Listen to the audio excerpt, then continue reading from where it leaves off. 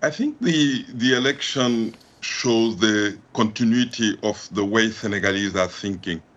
Uh, in April, March, they decided to elect a new president.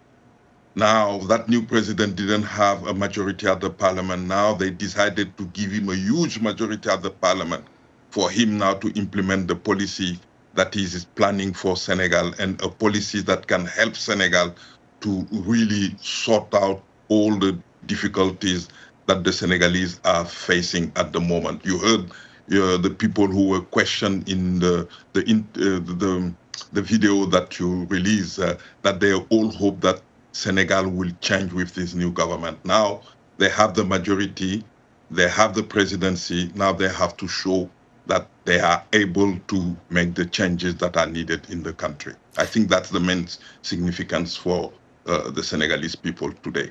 So the president promised major reforms. What do you anticipate these reforms to be? Where should he start, or where do you think he will start? That's a very interesting question, because so far they're all talking about a project, but we don't really know the content of the project. When the President Diomaye Faye came to power, the first thing that he did was to convene a meeting about the judiciary in Senegal. I heard that very soon they will organize another big meeting on education. I think those meetings, the importance of those meetings is to give them some ideas of changes that are needed in the country to really transform it in a certain way. So I think at the end of all these processes, we will have a constitutional change. That constitutional change will give an idea what the political regime that we have, because the political regime that we have now give a lot of power to the president. Themselves, when they were in the opposition, they were contesting the power that the president has. Are they going to give half of the power to the parliament? Are they going to give power to the prime minister to balance the system within the executive? We really don't know, but we know for sure that changes are coming, and very soon. And Mr. Kane, the opposition came into a coalition at some point.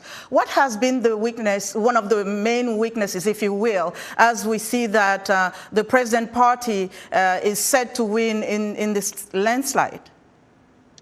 Well, I think they decided to have this coalition very late, and also at the local level, people didn't understand very well what these coalitions were about. In many, many places yesterday, they were saying that they would vote for one particular party, but when you look at the result, they voted for their own parties. And that created a situation where they were all weak. And because of the electoral system that we have, even if you win for 1 point, you will get all the majority. And that gave Pastef the majority that we are seeing right now. I think the other aspect of it is that Macky Sall and his party have really lost now.